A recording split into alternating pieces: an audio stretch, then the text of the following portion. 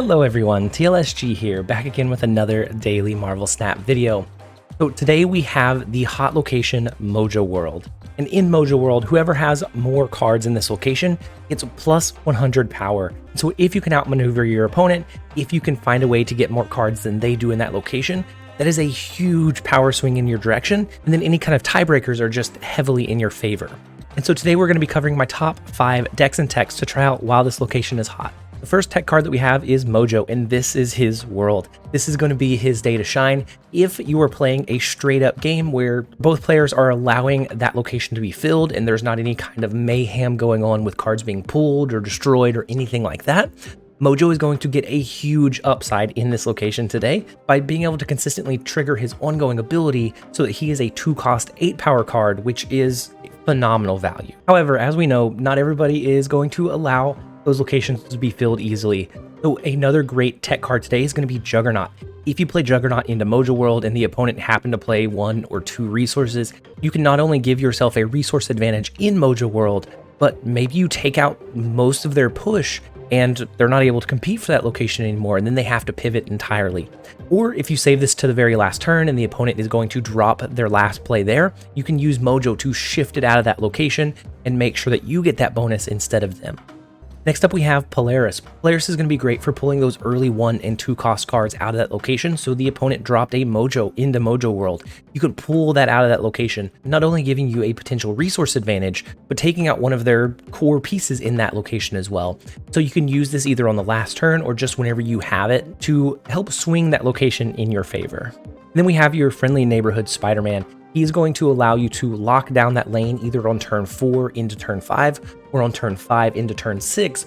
And if you can lock it down on either of those and then from there fully lock it down, all of a sudden you can guarantee that you have that card advantage over your opponent. And then from there, it's just figuring out how to win one of the other 2 lanes. Similar to Spider-Man, but a bit more permanent, is Professor X. If you can either ramp into this early, if you can lock down the lane with Spider-Man on 4 into 5 for a guaranteed Professor X lock, you can make sure that you have that advantage in that location, and then from there you just have to win that last location or at least tie it so that you can win the tiebreaker. And then lastly, for our tech cards, we have Magneto.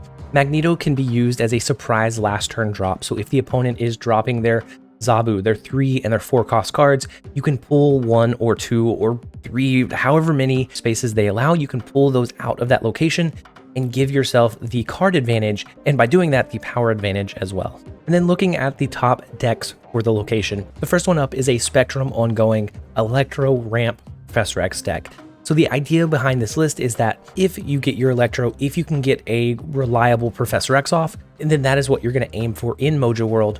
But if it's not in your favor to ramp up into that location, otherwise you're going to be flooding your Mojo, your Armor, your Ant-Man, your smaller cards, and then you can reinforce it with either a Claw and a Spectrum. You can ramp up into a Destroyer and then a Spectrum on turn 6. You have quite a bit of flexibility and play around depending on what your opponent is running, and if you can reasonably lock down the Professor X lane before your opponent can cap it out. And then the next list that we have is a standard Patriot Ultron deck. Now the idea behind this list is that you have several ways to easily and quickly cap out that location, either through your Mr. Sinister, your Brood. If you think that the opponent is going to be running or ramping into a Professor X, you may push one of those options into that lane just to make sure that you have as many resources there as possible. If not, and if it doesn't look like the opponent is running that, you always have the Ultron as a backup play line to cap it out at the end of the game. So even if they use a Spider-Man on 5 into 6, you can cap out that location with your Ultron, and you should be able to steal away some cubes with this list today.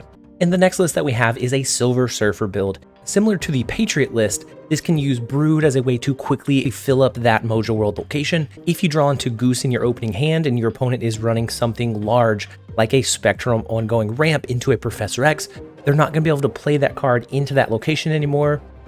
And from there, they may have to pivot away from that location entirely. And so Sera Surfer is in a phenomenal spot, and so today should be no different. Especially having the resources to make sure that you can cap out and win that location should continue to give it a leg up over the competition. And next up we have a Zabu deck. So the idea behind this one is that you can flood so much stuff out onto the board that your opponent's not going to have time to either lock it down before you can fully cap out the location, and you can have power that continues to push in that location after the fact in either your Sunspot or your Dracula. And if they leave it uncontested on the last turn, you can always just resummon or just drop your Magneto onto the board and pull their 3-cost cards out of that location, giving you the 100-point advantage and very greatly hurting them in the process. And just overall, this is a very solid list, and I don't think it'll be any different today. And then lastly, we have a newcomer to the list. This list is a Zabu Hawk, just powerhouse of a deck, and it was tweeted out by KM Best a couple of days ago. And no matter if you draw into Zabu or not, as long as you have either Quinjet or Zabu, then you have the ability to flood so much power onto the board, especially with reoccurring resources like your Sentinel, your Moon Girl to double down on some of those resources that you have in hand. You can push so many cards onto the board that typically you're going to be playing 12 high value, high powered cards onto the board by the end of the game. So even if your opponent tries to lock it down early, you should be able to slide in a few resources and compete for that location. And then if they don't lock it down, you're going to be flooding 12 cards onto the board most games anyways. And so you should be absolutely fine. This deck does phenomenal outside of the hot location, and I think today it's going to be no different. As long as you're not running into a lot of Professor X lockdowns, and if so, then I think you can still do well. Just focus your power there early to make sure that they can't outpace you in the location. Those are my top 5 decks and techs to try out while Mojo World is the hot location. Let me know what you're running down below, what's working well, what you're seeing on the ladder. I'm going to be trying out each of these lists and seeing how they go throughout the day.